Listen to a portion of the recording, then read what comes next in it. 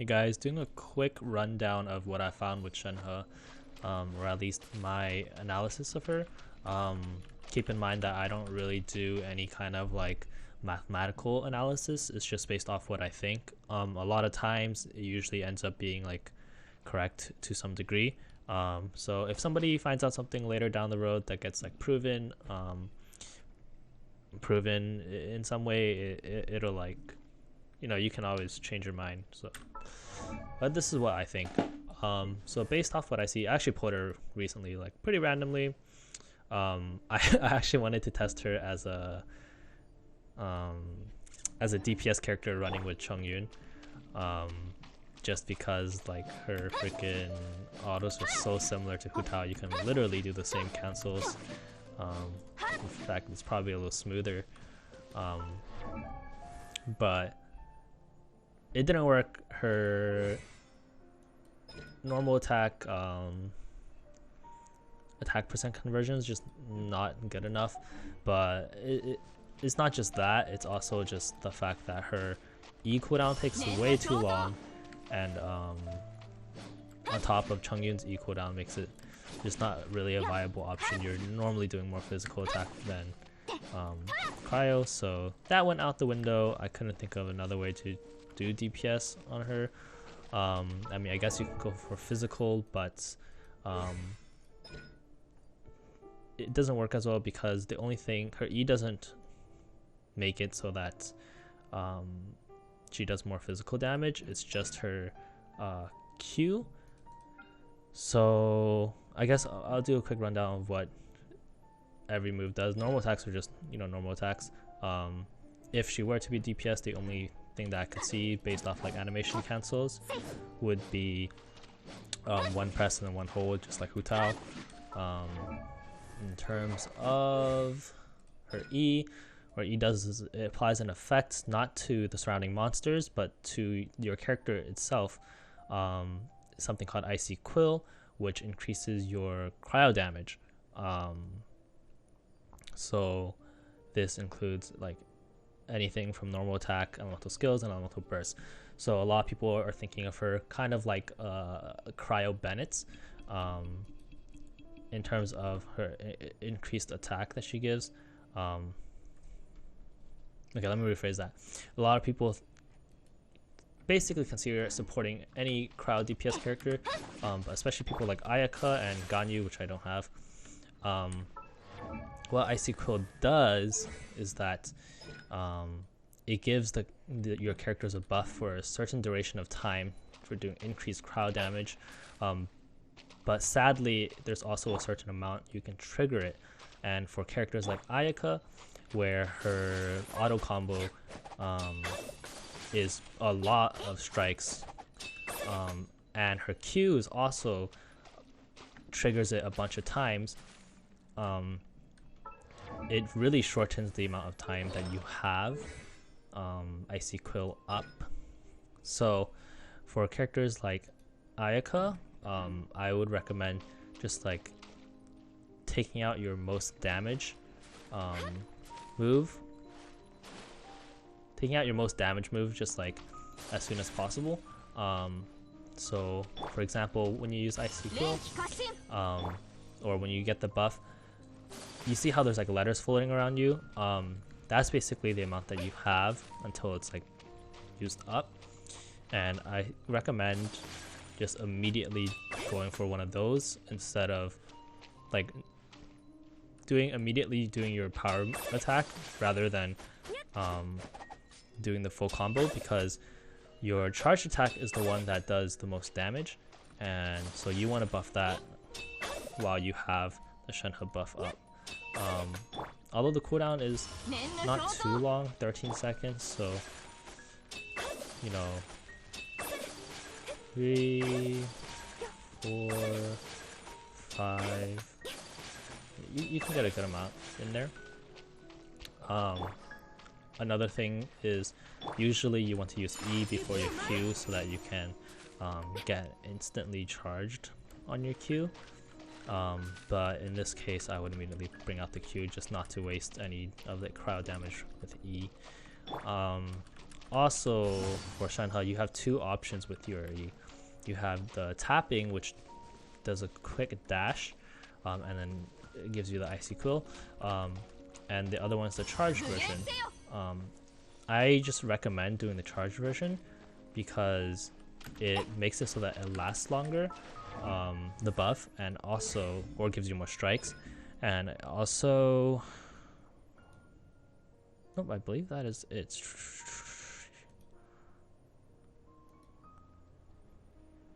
Yeah. So that's that. And in terms of her Q, it essentially creates like a field while doing cryo damage, to convert her attack percent into like the attack percent given to other characters. It also decreases the amount of physical resistance and cryo resistance within that field.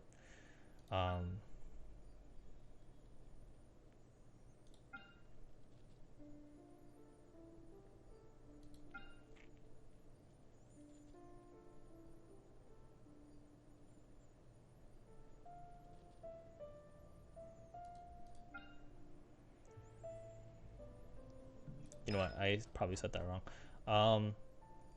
Or I thought of it wrong. What it is that her... here it is. So what it is that it's the damage bonus from her icy quill, and both her resistance decreases also is scaled with attack percent. So it's kind of what I was thinking, but not exactly. But essentially, both her skills scale with attack percent. So depending on your attack percent, that's like how much bigger your buff is.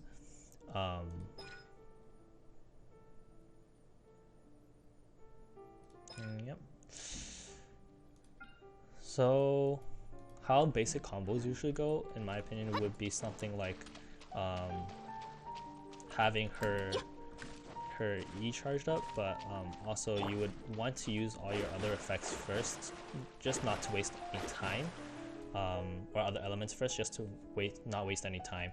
So for example, in this fight, what I would do first is I would use Diana's E into Q, which, you know, I'm running Novelist on her, so, and then I would immediately actually use Mona's stuff before using hers, just to not waste any of the cryo damage bonus.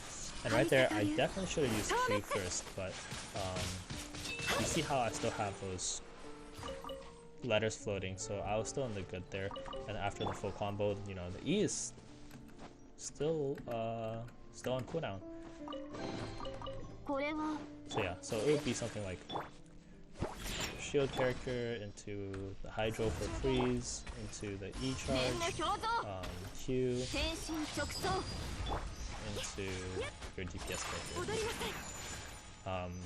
So in terms of build, what I would go is actually full out ham on attack percent. I'm not expecting ShenHe to do any like damage per se. She'll still do some damage, but in my opinion, I want to use her more as like a buff for my Ayaka.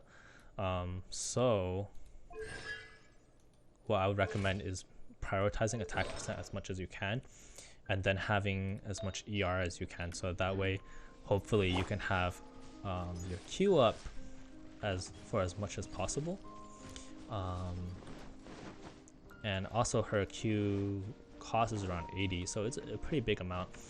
I'm running currently 175% ER. I would recommend 200 like Mona has.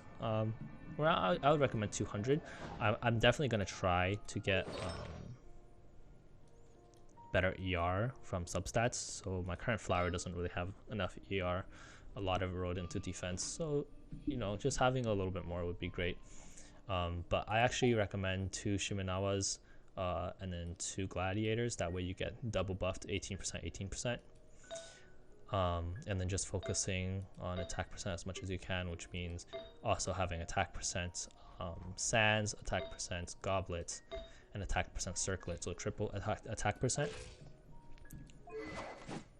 Obviously her weapon's really good for her, just because it also has attack percent, but it also gives attack percent bonus to your DPS characters. So I mean, most 5-star weapons are OP, along with like the high base stat, but I just got really lucky. I am a free-to-play player, but I just pulled randomly and I happened to get both. I understand not everyone will get that. Oh, one last thing before I go. The other reason why I recommend doing a charged attack instead of a tapped E is because the tapped E isn't exactly like Rosaria's, even though at first I thought it was the same. It's a little bit more similar to Xiao's, as in that when you press E, you just go a specific direction and you just go straight through a certain amount of distance. It doesn't really stop when you hit an enemy. So what that means is that you will straight up go through the enemy, and sometimes you go a little bit too far. Unless you get really good at calculating the distance, you can use that as a gap closer for when you are in fact too far from the enemy, and you want to get closer to there without using stamina. But for the most part, I recommend, like, yeah, I mean you can use that to dodge too, but I would recommend charging your E. But yeah, that is all. Have a good day, everyone. Peace.